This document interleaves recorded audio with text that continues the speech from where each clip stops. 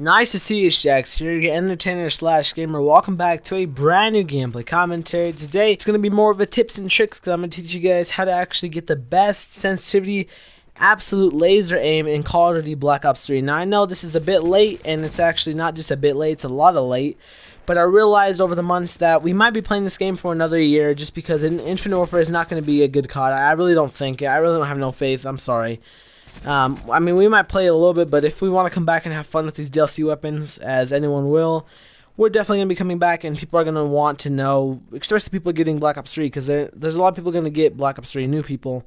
They want to know exactly the best sensitivity, because this year, or yeah, last year pretty much, they made it so you have two sensitivities. You have a horizontal, which is your left and right, and you have a vertical, which is your up and down, of course. Now, the reason I did mine this way is just because it has like the perfect aim, and it's really good for wall running people, or people on wall runs, and all that good stuff. So anyway, let's jump straight into it. So what is my actual sensitivity for the actual horizontal, which is the left and right? I put at 8. Now the reason I put at 8 is because left and right is left and right, so that's going to be the stick that you move with and you aim in at targets, or you basically, you know, set your sights on targets.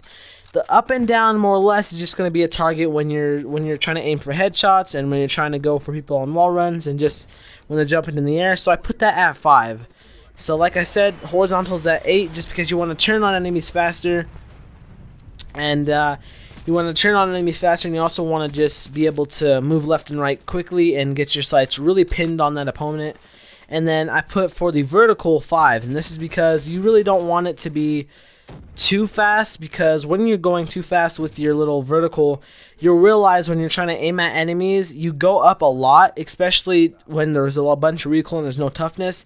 You'll realize that you go up a lot, like legit your sight goes up, and you're really uneven with this. And just my experience, it doesn't make my accuracy's all off when I have it really high. So I put it at a 5, and that's because not only can I move this around quicker, or no, not quick, I guess you could say, I can move it around quick, but then I also can, you know, aim in at targets that are going to be above me, but below me, or, you know, on the wall runs. So that's pretty much it. I just want you guys to know that this is actually my favorite one, and this is how I got this gameplay. This is my first ever time using it.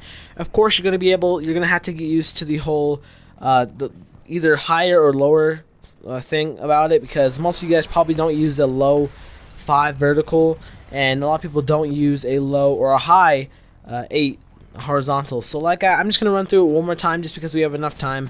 And pretty much you want to do your horizontal, because not only does this make it so you could turn on enemies quicker, you can move around quicker, or you could like turn around faster and you could really get on enemies, but as well as when you're picking your sights on an enemy, you can move quicker to that enemy instead of, you know, moving your left 6 slower to get to them. Now the reason I put it at vertical, like I mentioned, is because you really don't want it to be fast, because it's going to mess up your accuracy a ton actually, just because when you actually do aim in, it's going to make it so you flinch even more, and you're trying to aim in and it's making it go up, and it's going to make it go up or down pretty much, because, you know, when you move your thumbstick, it's not up and down. It's not like an RC car where you could just move it legit up and down, left and right. It's just something all around. So if you do a little bit of a diagonal turn to it, you're gonna definitely miss that target. So hopefully I did explain it good enough. I'm trying to get better at explaining stuff, especially because I'm just always self-conscious about that. I don't know, I've been self-conscious about like talking and giving directions for a while on YouTube. But anyway, thank you guys so much for watching this video. Hope you guys enjoy. If you did, be sure to drop a like. It would be greatly appreciated. If you guys want to try this for yourself, be sure to and let me know your results in the comment section below. Of course, let me know your results after you've done like 3 to 4 games, because I did this with my first game and I did really good. But that's just because I'm more used to this sensitivity, because I used it in the beginning of the game. But I wasn't really into YouTube at all at the moment, at that time. So, like I said, thank you guys so much for watching this video. Hope you guys enjoy, and I'll see you guys next one. Goodbye.